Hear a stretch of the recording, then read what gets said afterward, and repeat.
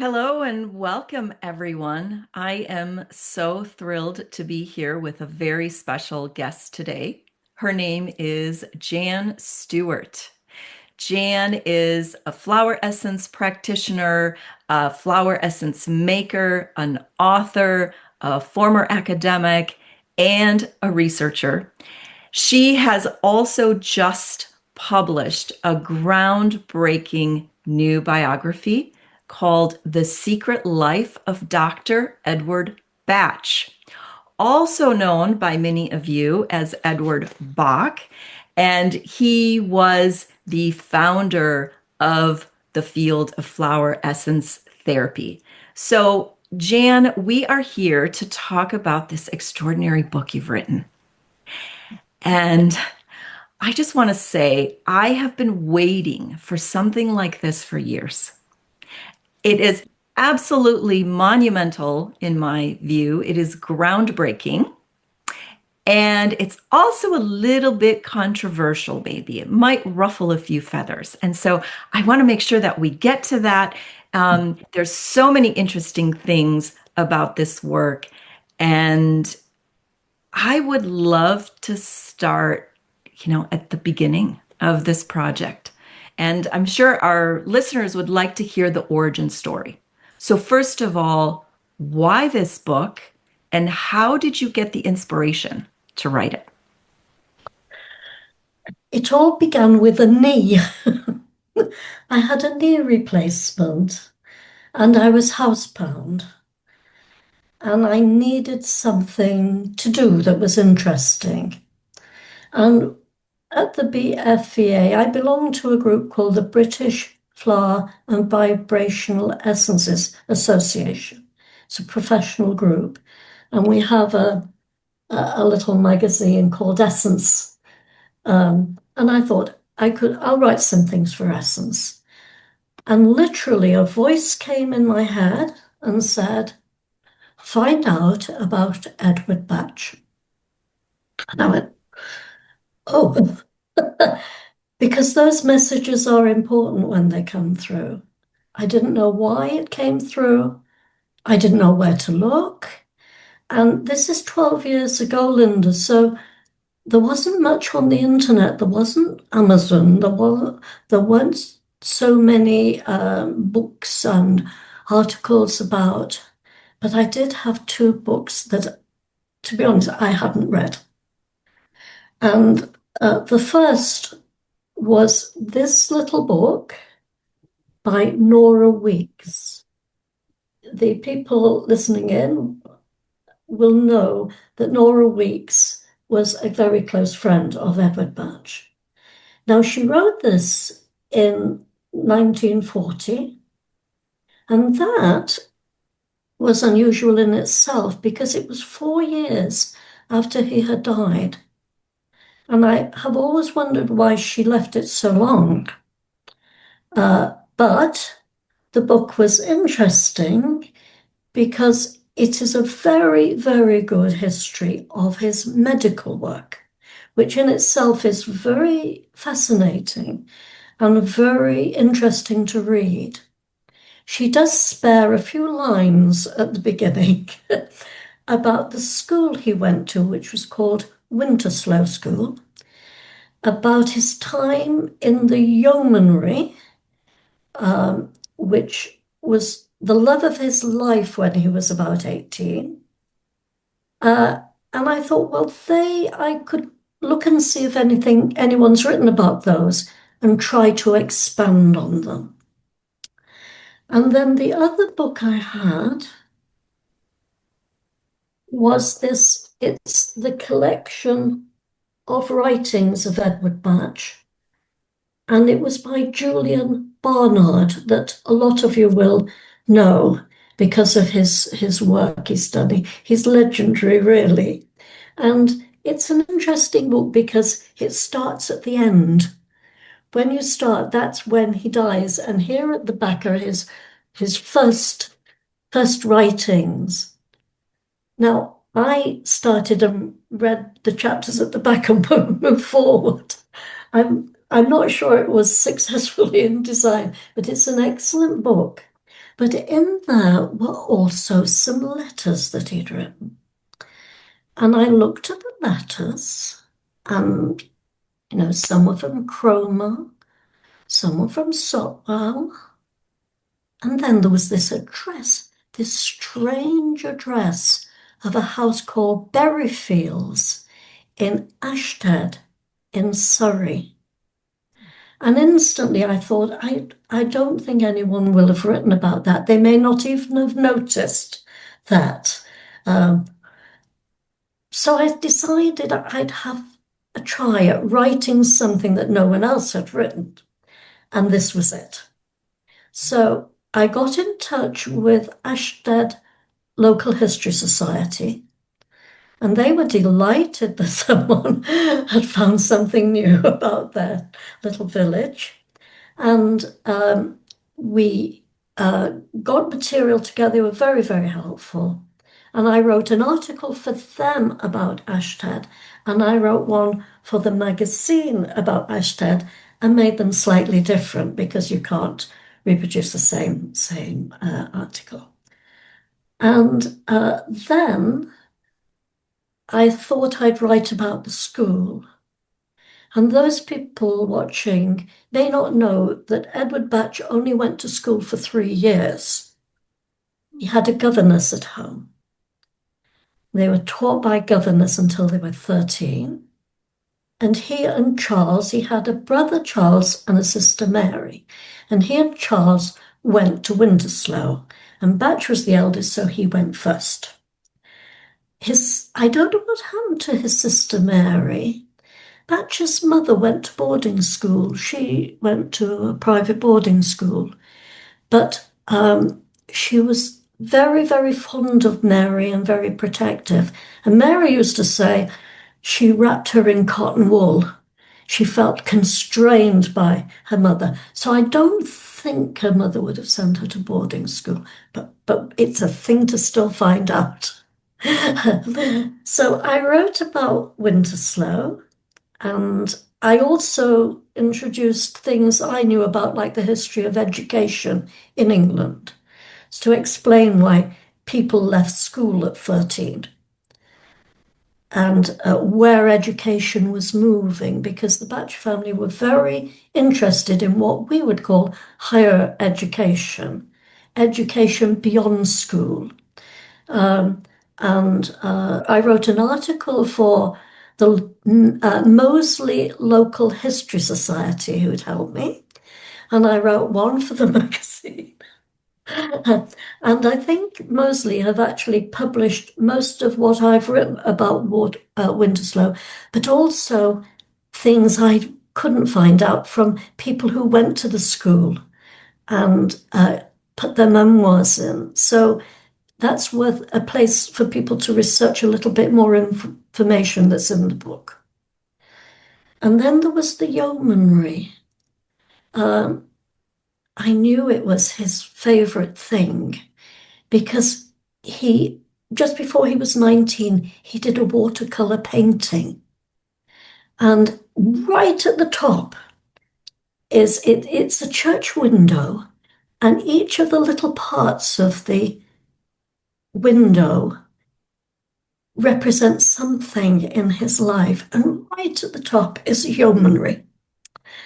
It's Jan, can I interrupt you for one moment? Can you share with our listeners what is the yeomanry for those who might not be familiar? And then, Oh, thank you. Right. We have professional army, and we have what we sometimes call, because we have a program called it, a dad's army. It's a reserve army where they train people up, and then if there is a war, then these people become active. Now, the yeomanry is it's the layperson's cavalry. It's a cavalry brigade. So Edward Batch loved riding horses. He was in the Moseley riding school. He belonged to that for years. And of course, his family owned a brass foundry that produced spurs. So a lot of their clients would have been in the yeomanry. And the yeomen were in charge of civil defense. If there were riots or any disturbances in locally, the yeomanry would deal with it. And they used to meet regularly, uh, and they would learn to shoot. They had to shoot very accurately, and some people have been surprised when they read that Bach owned a gun. But he was trained to do that. He was very skilled at that. He didn't only have to shoot, he had to do it while riding a horse, which is not easy. And the other thing he liked doing there was they actually learned to fight, and he loved boxing. Mm. He'd been boxing from being very young, and when he was in London, he belonged to one of the top boxing groups. So those made me new. They were new to me, so that was new information. So is that all right about the yeomanry? Do you think people will understand it's a civil cavalry? And also they had a wonderfully smart uniform. It was blue with silver braiding and buttons on. And that must have been it made people look very handsome and attractive. So that might have been the attraction, but he got a bit, if that was the reason he joined, he was on a bit of bad luck because he joined and was in just after the First World War. And they changed the uniform to something very plain and khaki, and it itched and scratched, and they hated it. And actually, they changed it back again. But for Edward Batcher's time, he didn't have the beautiful blue uniform with all the silver on it. So I got in touch. The Yeomanry have their own museum and history, and I got in touch with them there. And they were very helpful about providing materials. They sent me copies of things, photocopies, details, all the details about Bach and when he was there.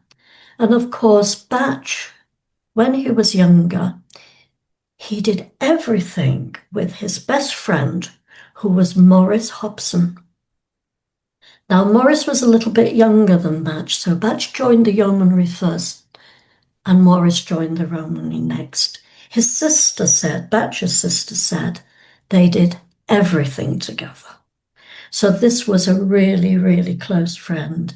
And one of the things together was to go to yeomanry meetings and so on. So I wrote the article for the yeomanry group to go in their magazine. Again, one for the BFEA. So that was 6 articles. And funnily enough, that got me through my knee problems. And at that point, I stopped writing. I didn't know anymore. I stopped writing, and there was this spare time of doing lots and lots of other things that you do. And then opportunities came, two opportunities arose. And the first one I hesitated about and left until very recently when I was finishing writing. It's a series of books, and it's 4 books. When I was writing the last of the series, I thought, I'm going to do that now, and I'll tell you why. We have an annual gathering of the BFVA, and you'll know, Linda, because you kindly came and enjoyed it this year. And there was someone in the group who I didn't know too well. I knew of her, but I became good friends with her. And she had been a very, very close friend of Nora Weeks. Mm. And she sat down with me one day in a corner. In fact, she insisted that we went in a corner where it was very quiet. And she said, I need to ask you something. I need to tell you something and ask you something. So, fine, we would do that. And she said, I want you to know that Nora Weeks never believed that Edward Batch's death was natural. Well, I nearly fell off my chair. But you know, I'd had the thought myself from reading the little book, from reading this. She goes into great detail about his suffering in the final year of his life. And it didn't match up because on his death certificate, he was said he died of cancer and heart problems. And I knew what his cancer had been, and it's not something you necessarily die of. I didn't know about the heart problems. I knew he drank heavily, um, but it didn't register with me. So I said to her, so what are you saying? What would you like me to do? And she said, well, you've written about Edward Batch and things that people don't know a lot about. What about writing about his death not being natural? And I felt alarm bells. First, I really wanted to help Nora. Nora had passed then. She had passed. If Nora believed that, then I felt it would have been true. She was a very exact person, very reliable. And if she'd put two and two together, observing her love of her life die, and she'd come up with this isn't natural, I would go with it. But I thought it wasn't the right time to go into it. It was 12 years ago. There'd been problems with the Batch Centre and Julian Barnard.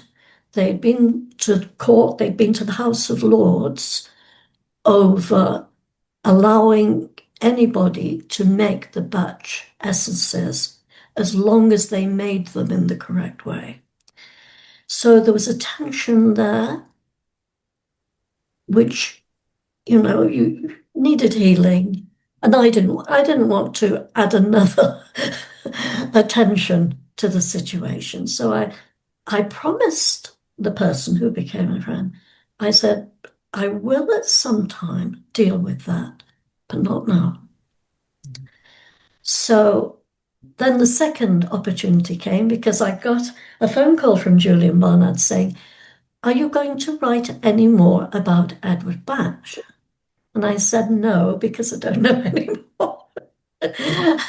And he laughed and said, well, how about me introducing you to someone who knows almost everything about Edward Birch, but has never written anything?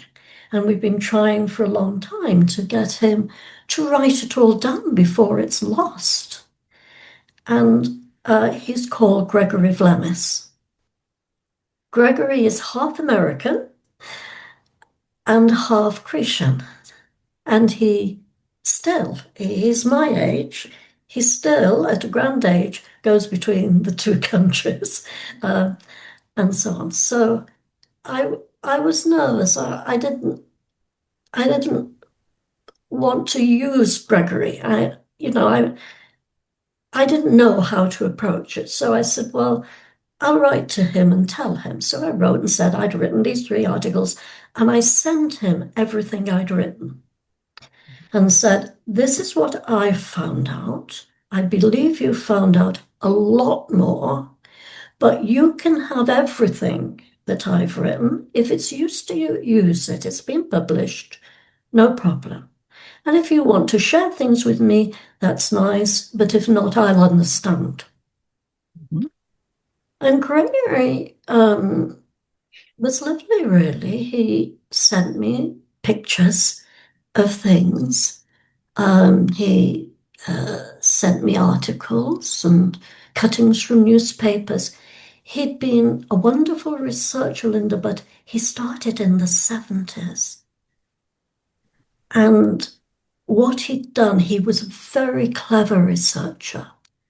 And I think he realized there was only a short time left in the 70s where people might remember Bach, the situation in Sotwell with the team, the four people that worked together in Sotwell.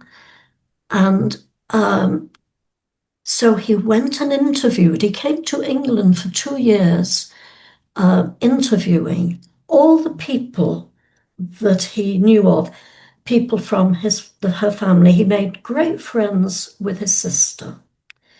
Um, Distant members of the family, uh, Kitty, who was his second wife, had a brother called Alan Light, and Alan Light used to come and stay with them and work. He had a job. He helped Batch, I believe, with his finances, which were constantly a problem. And he interviewed him. He interviewed cousins. He interviewed anyone. He went to Moseley, where he was brought up, interviewed as many people as he could. He went to London and interviewed people there. He interviewed a doctor who had his medical records. He he went to the yeomanry, as I had done, and went there. He hadn't found out as much, but he did interview people. Um, he read newspapers, did a whole newspaper archive research. He went in the Birmingham libraries and did research. And the result of that, by the time I met him, is if you imagine, I don't know what you'd have. Um, we had lorries with the driver at the front and an open region at the back that you can pile things on. If you imagine a lorry piled high with boxes, Mhm. that's what it looked like when he moved flats or workspaces. He had boxes and boxes of information on Edward Batch and still has. Um, so what we did was he would send me things and I wrote it up. I started just to write things up and he would look at it because the emails were quite common. Then we were really getting into them. And he would send it back with comments or say, oh, you might need some more information and give me more information about it. And then I'd write, there wasn't ancestry. Ancestry came later. He employed a genealogist to look into the background and he shared all that with me. But of course, when ancestry came, I was able to follow up the families of all the people that he was friends with and so on. So that was good.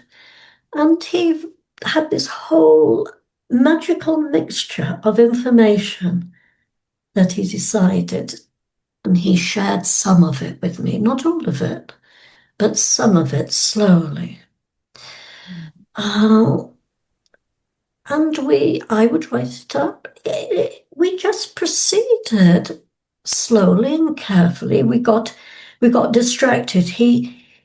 I would say that Gregory was very, very highly intelligent. I've worked with Nobel Prize winners, and they're an interesting lot. And Gregory, I would say, was a little bit of a genius.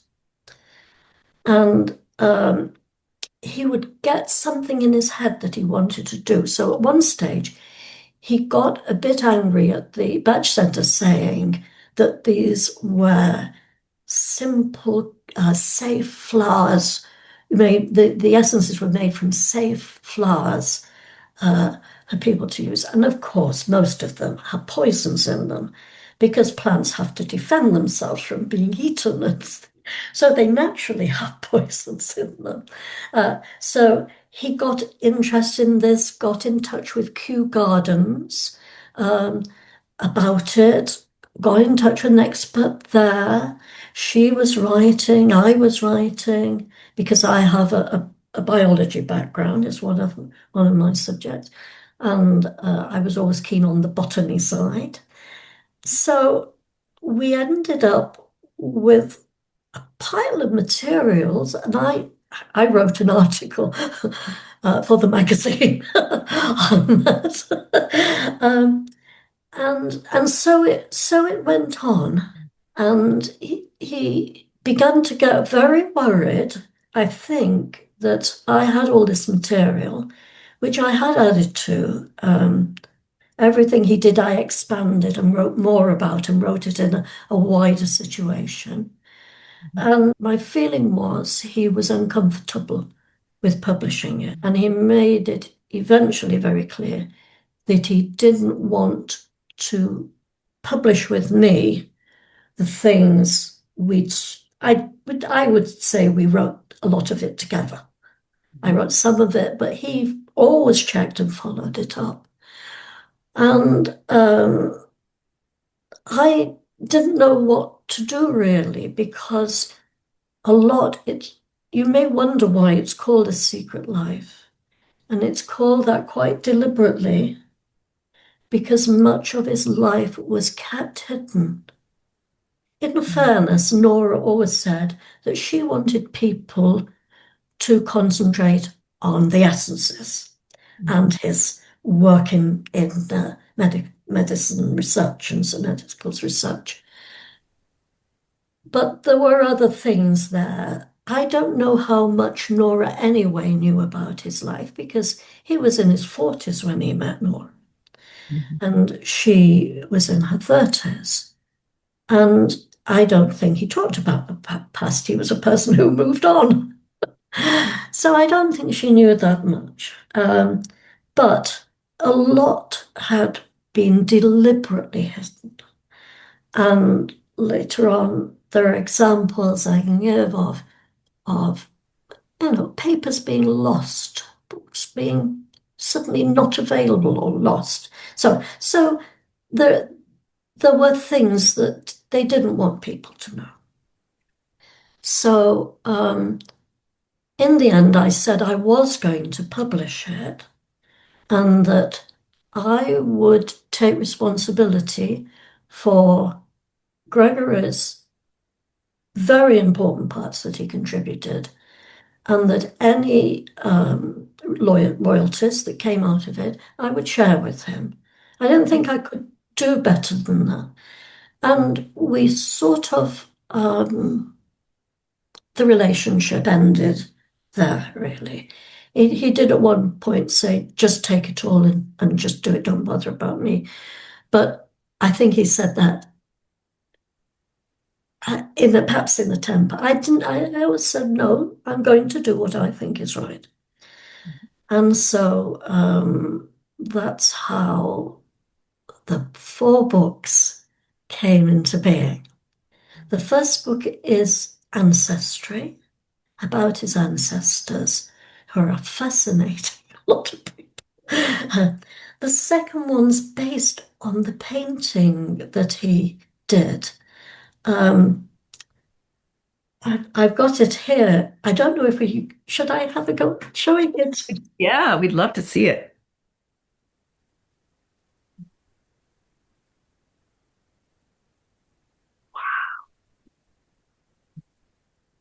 And you see that it's a church window. Yes, Jan, this is extraordinary. You can see right at the top him on a horse.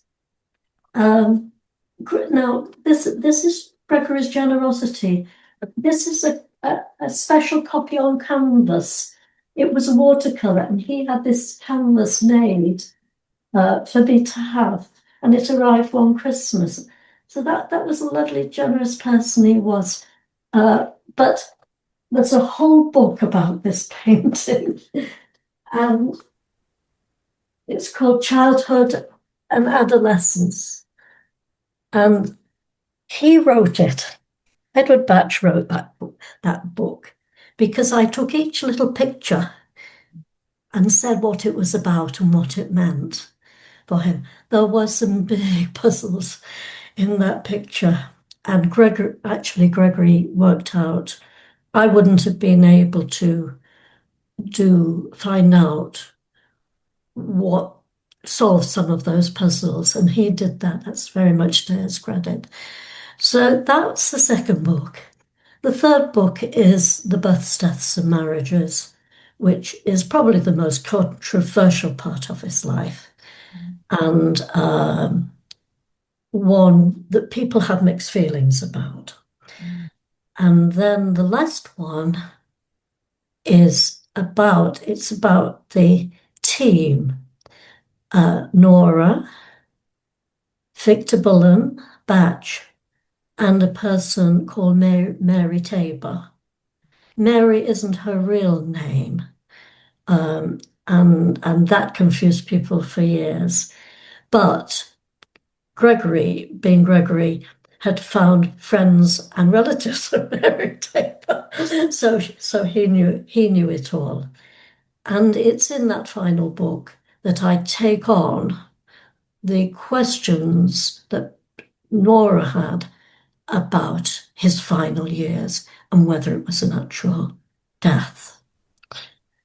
So that's the sort of chronology of it all. Have you any questions, do you think? So this is remarkable, and I would love to go back. I mean, this question of the final years, I was really struck by this. Of course, this is something that I had no knowledge of when I read this book. And I think I would love to start with from a broader perspective. Mhm. I think this book is going to change the way that many of us view Edward Bach or Bach, as some say, but it's going to change the way we think about his life, who he was, his contributions, and it just what it opened up for me was the many faces of this man. Mm, And it's like we have this view that comes from Nora Weeks, which is very conventional, very professional, very buttoned up. And then we have another view that comes from Mary Tabor. And you've brought in all these other perspectives from his sister and so many others. And so I'm just curious, what do you think this is inviting us to rethink about this man? Like where have you landed on this? It's a big question. well, when you know about someone personally, it does alter your view. And there will be people about who don't want a different view. They like the clinical, um secret, life hidden view of him. But I personally think, I mean, the time is right for the books. It's right for me because, I haven't got endless years left in my life. Um, I think it will give a greater understanding of what he was doing in his life, in his medical life, and so on. I hope it will give a greater understanding and tolerance of him as a father. There's been a lot of criticism about him as a father. And what people forget is that families weren't then as they are today. I mean, the average family would have had more than six children, and the mother couldn't look after them all. And it was quite helpful for even poor families to have people in to help to bring them up. The but he, what he did, he absolutely adored Bobby, his daughter. And you can see in the pictures the great joy in his life in the time they spent together before she was of school age. But unfortunately, Bobby disappointed him a bit because the nanny that she had married the gardener that was there. And they went off, and Bobby was left with her mother, who was Kitty, Kitty Light, she was called, left with Kitty. And Kitty, she was not a homemaker. She couldn't cook, she didn't do housework, she didn't do any of that. She was really a bit of a good time girl, I would say. She came from a wealthy family and a good family, and she was the only daughter. And she'd spent a summer going around with what we would call a summer show. At the theatre, sometimes they put on summer shows of mixed entertainment, singing, dancing, comedy, and so on. And she was part of that. My mother would never have let me do anything like that, but Kitty went off and did it. And in the home, she was lovely, easygoing person who didn't worry if Bobby did what she did. She loved dressing her up. She always was beautifully dressed. Um, but she didn't really mind. So when Bobby started to run down to the gate and shout rude things at people passing by, um, she probably laughed. But people told Bach, and he was very cross. And he said, this child is out of control, and we've got to do something. And the best thing would be for her to go to school. And school would have eventually been boarding school. Bobby would have gone to boarding school anyway, but she went to kindergarten. And so he was slightly disappointed in her. When she went to boarding school, which was rather sooner than expected, Batch and Kitty had a complete breakup of their marriage in Christmas 1921. So in 22, he threw them out of the house. They spent Christmas in a hotel, which Bobby thought was wonderful. But so, and then as soon as that was over, she had to go somewhere because Batch had written them off. They were out. And she went to boarding school. Now, during her boarding school years, she only ever saw her mother and father once.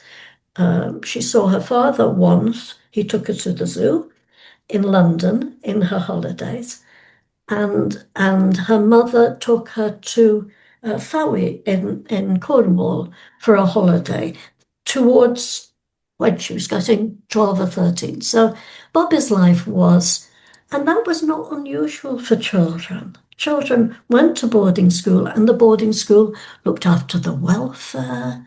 No, not just the education, but their welfare and well-being as well.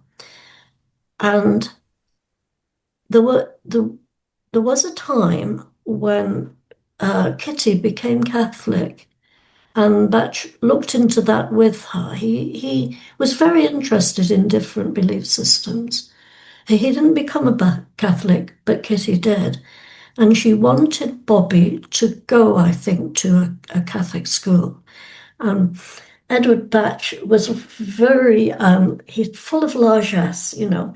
If he went to a restaurant, he'd go to the top one. If he belonged to a club, he'd belong to the top one. And so Bobby was sent to Mayfield, which was the top Catholic boarding school. And she was getting on to 13, and it would be a time when she would leave school afterwards. And Kitty was very keen for her to continue her education to get a good job when she was older. And she got expelled.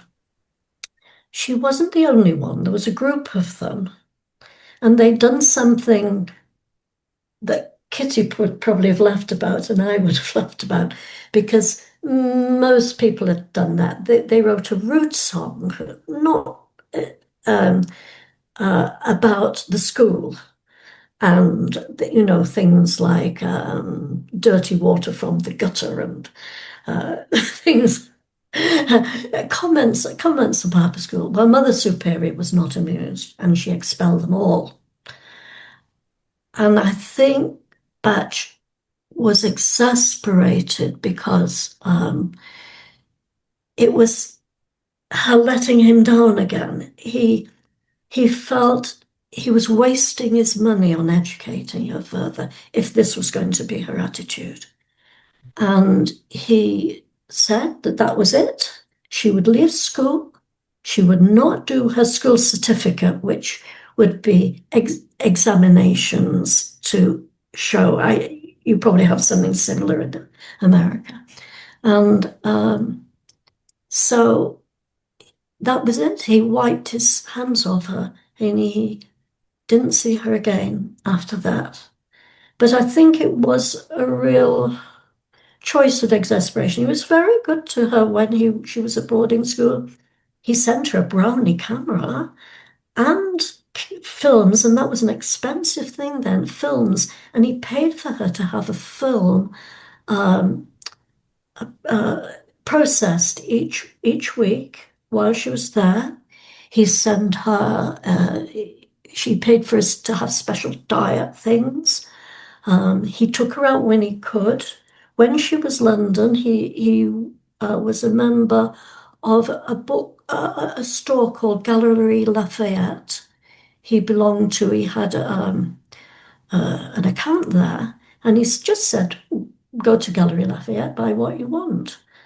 And bless her heart, she only bought a dress and a hat. She didn't go with bags full of stuff like you see people these days. So he cared about her very much. But I think it was just too much to think she was growing up and wasn't going to be educated, wasn't going to go to university as it hoped. And also, this was at a time when a year later he gave up his own job, left London, and went traveling.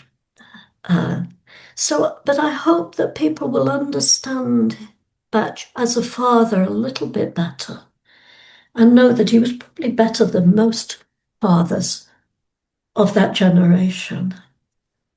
Um, I, I, I don't, I think also the books will make people look again at the essences. Hopefully, it'll bring more people using them and so on.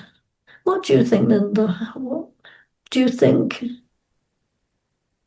Yes, this was a fascinating process for me reading it because like I said, it was like I have to remetabolize the story of this man, right? Mm, Because so for years I have been kind of repeating the conventional story. I teach it with my students, and it's what we got from Nora Weeks primarily. And what your books did for me was to paint the picture of a man who was far more human in all his foibles and weaknesses and struggles, but also so much more, it's a much more authentic picture.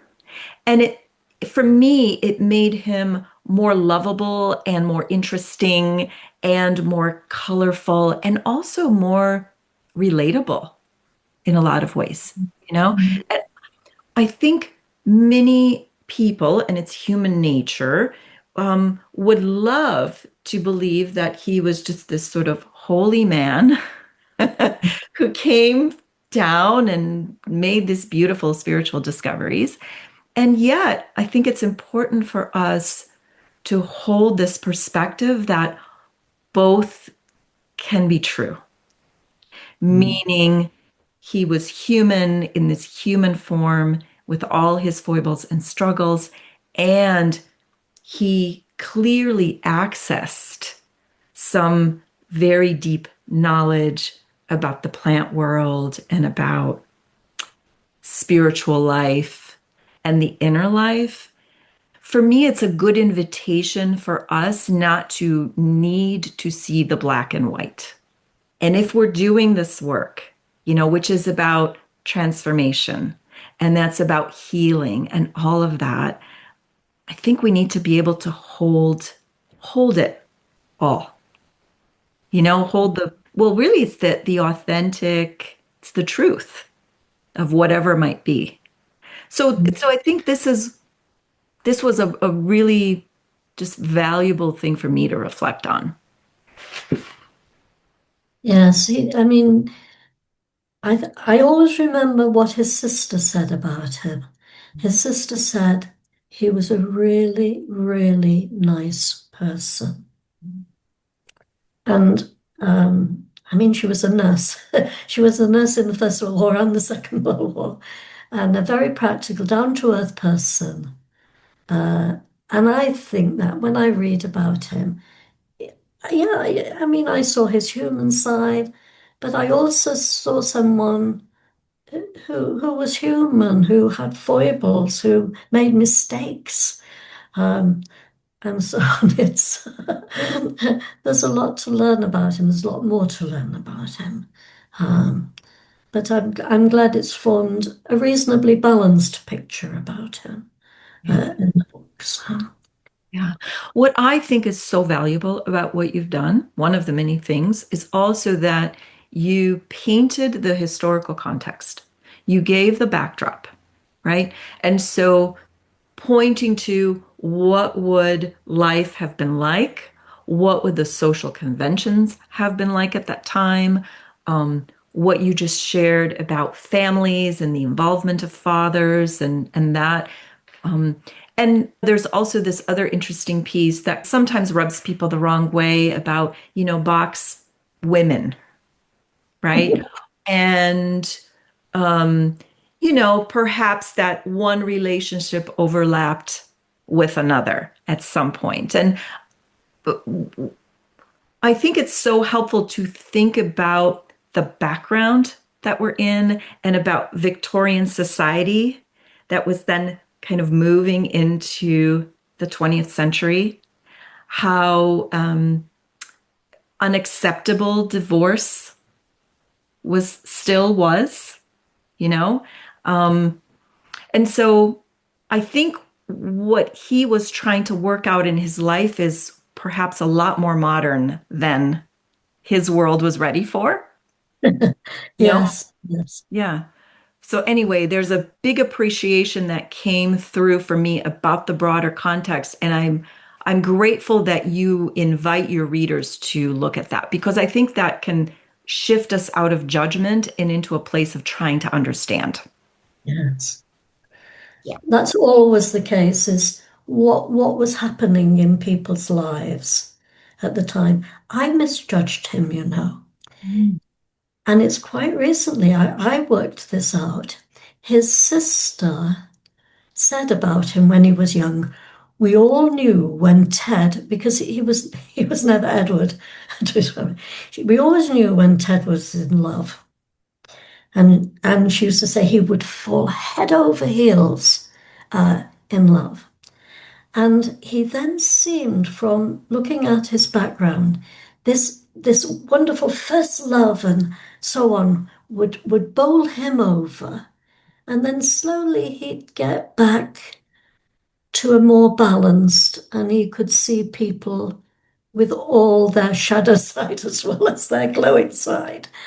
And the relationship would fade, and he'd go into another one, and he'd fall head over heels in love and so on. But something happened when he was at university. Some of the readers may wonder why, when he studied to be a doctor, he started at Birmingham University, but he ended up at London University. And of course, there's a reason for that, and part of it is a woman. There are several reasons, and what he did, he made a very wise decision in going to London. But he got engaged while he was at university in Birmingham because he was in his 20s. I mean, I was engaged younger than that. And I suppose he'd fallen head over heels in love. And then things were altering, and she broke off the relationship. And I found this out from Mary Tabor. People watching may not know much about Mary because she's been very much part of the secret side of his life. But Bach lived with her in the final years of his life, and she funded the work at Mount Vernon. She personally funded the renting of Mount Vernon and so on, so the work could continue. And Mary wrote a little book called To Thine Own Self. And this, Nora, there was one stage when Nora said to the publisher, "We won't have any more copies of Mary's book." And the publishing was stopped. And then when Nora passed a few years later, the book went missing Mhm. from the Batch Centre. And it says someone who made essences provided it. I think Julian Barnard found a copy and gave it, and it is now online. And in that book, it's a strange book that I've keep reading, and the more I read it, the more clever it seems to me. At first, you think, what an odd book. And then you grow into it, and in it somewhere she says, it's called a roman de clé, a book with a key. And a book with a key has people who exist in real life, but gives them slightly different names and tells the story. So Batch is Davidson, Mhm. and Nora is the Lady of the Flowers. And Rona herself, she um, Rona, she who's Mary. Rona, who is Mary. Yeah, okay. Hmm. with Mary, she tells the story of them. And in it, she says to Davidson how heartbreaking how terrible it was when your engagement broke off. And suddenly I thought, why hadn't I noticed this before? It's only a few weeks ago I saw this. And she said, and he answers that the whole bottom fell out of his life. It was a total end of so much for him. And I thought, gosh, you have misjudged this person. You thought he was pretty, fall in love, let it drift, never break with them. Oops, kept them. I mean, Kitty lived in his house up to 1930, even though they broke up in 1922. She'd be on the records as living there. He let people do what they want.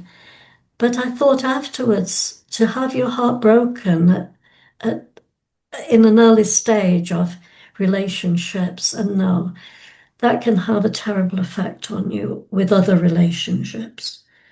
So yes, his even I misjudged him. And I was quite open to and hoping I wouldn't do that. So I hope people who've been thinking things about it will rethink what and begin to understand because things are more open now, as you said. Of course, he was married, always married to Kitty. He never got divorced, and he never could get divorced. I always think that becoming Catholic was a cunning move by Kitty to tie herself to him, because in that generation, I'm not a Catholic, so I don't know, but there was no divorce if you were a Catholic. And so she could have been quite cleverly tying him to her, which is an interesting thought. Mm, very. But a lot of people, and you see, you get Nora, who's quite proper, going off with him, but knowing he'll always be married to someone else. And whether that affected their relationship, uh, we don't know. Right. So let me ask you about this. You know, the relationship and really kind of moving forward to this final book in the series, which is about Hmm. the team. Hmm. And there's a lot there that I learned that most people don't know about this period, which is actually the period that Nora wrote about.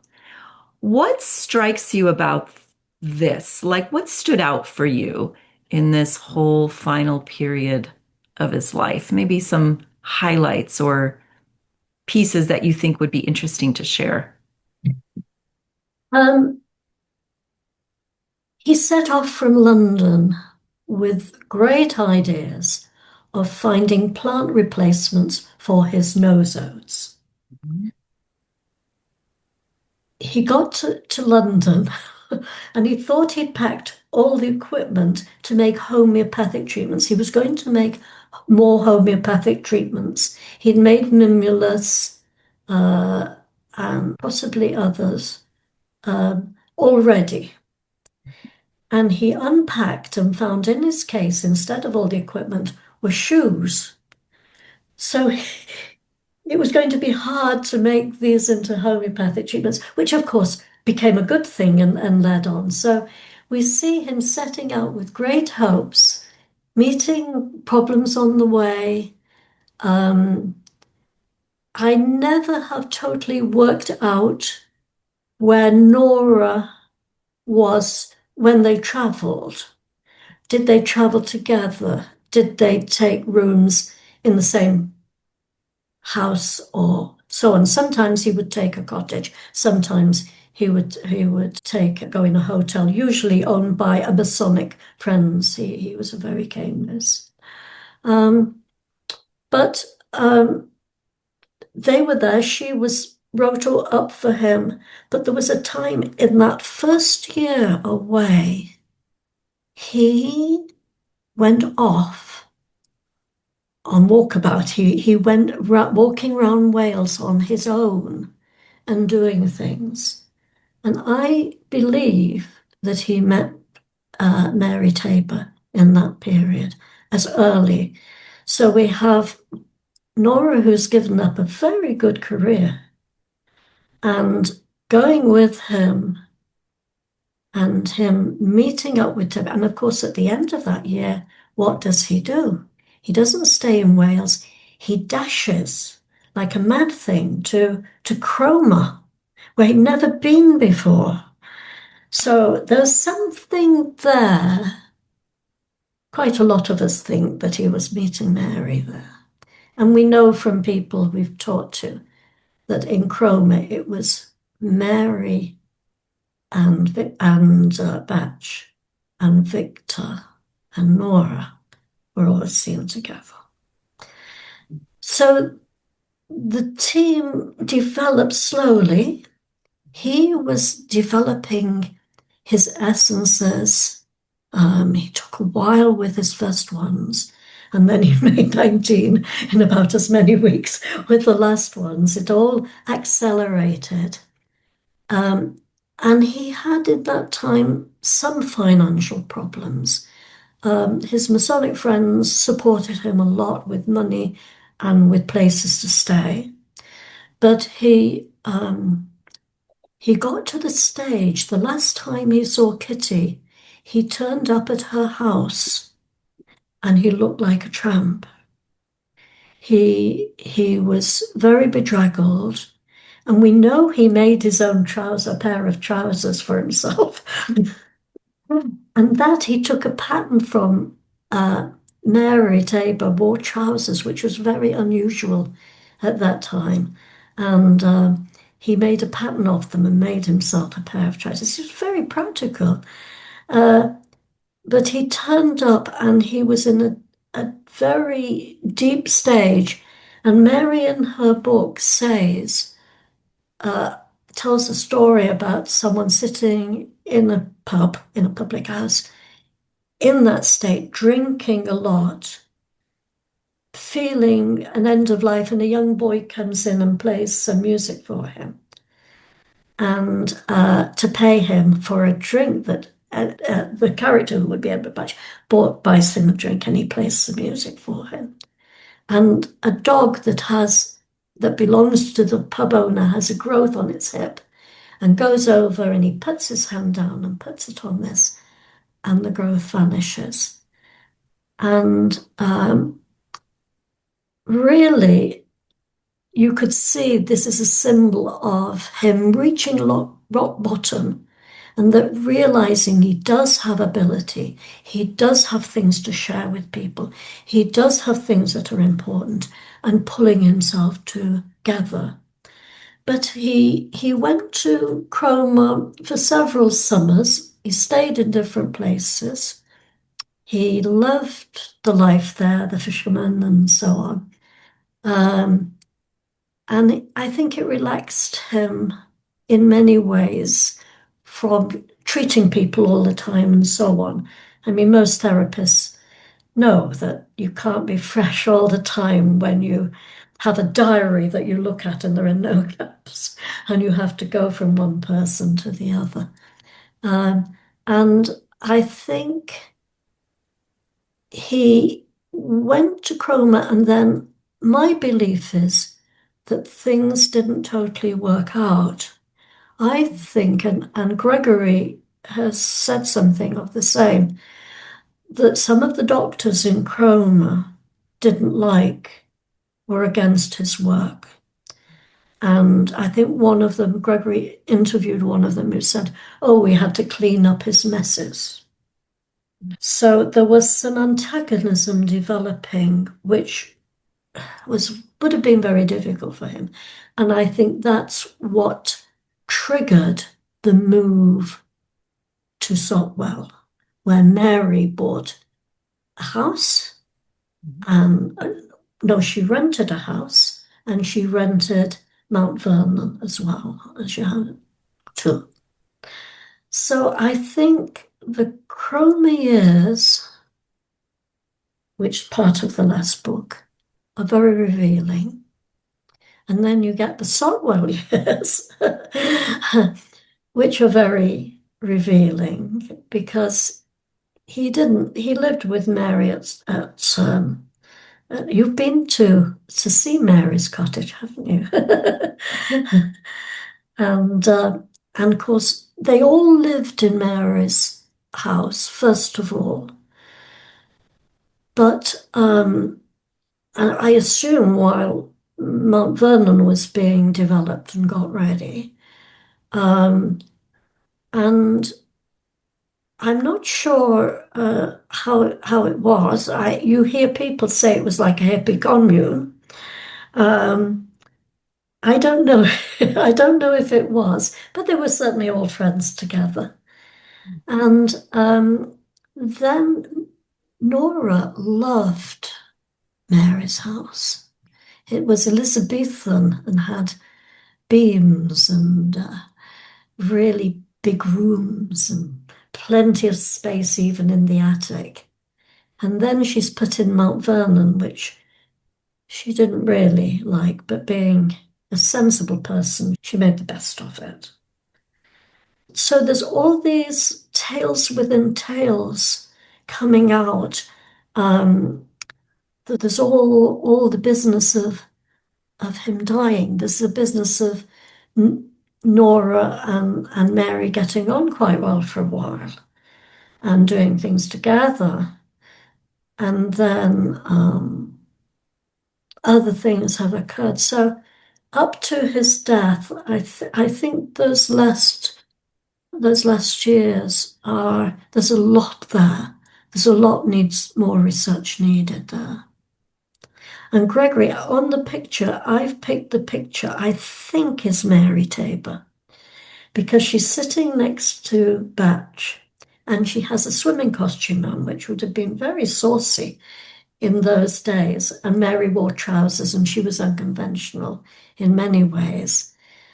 And I don't think anyone else would, no one else, Bach is in a costume, she is in a costume. We call that a swimsuit, a swimming costume here. And the others were properly dressed. And Gregory has a picture of Mary Tabor, but he hasn't given it to me. He's saving that, I think. So we'll Okay. find out if the one I've chosen is, but it may not be. There is one other person who I don't know in that picture of them all on the beach in Cromer. But I think Cromer was a wonderful place for Bach to experiment and learn and meet people. But it was all became a time when he hit both an emotional crisis and a financial crisis, and his life seemed to be falling away from him. And to his credit, he got himself together and pulled himself up and really went on to do more great things. It's a beautiful story of the triumph of the human spirit, through the suffering to make this beautiful contribution that we have today. And Mm. so you have succeeded in making this story so much richer for all. So I am immensely grateful to you for this. I mean, this is a truly a labor of love, a 12-year labor of love that's seeing the light. And I hope that many, many, many people will read this book or these four books.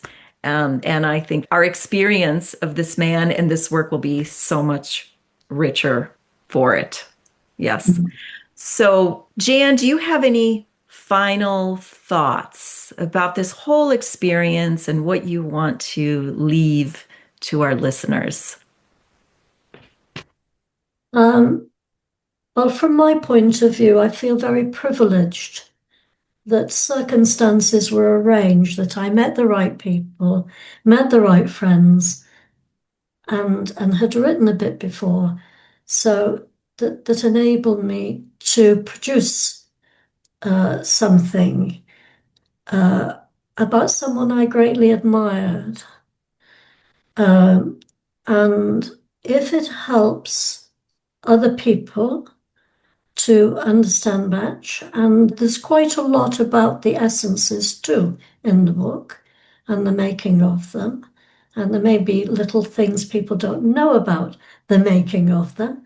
Um, if it helps them to understand both the man and his work better, and I hope it enriches the view we have on him and doesn't detract at all, because he sits more comfortably with the rest of us as ordinary people, sometimes doing interesting things. And it was been a privilege to be able to write it. But you know, Linda, we're on version 2 already. I'm afraid there are new things coming out all the time. And who knows what will come out in the next few years. I hope more does. I think it would be good if it does. Thank you so much, Jan. It has been such a great pleasure to hear your story.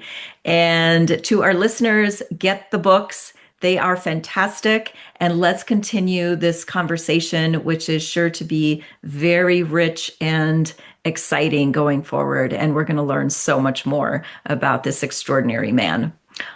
Thank you, Jan. Thank you, everyone. Bye for now.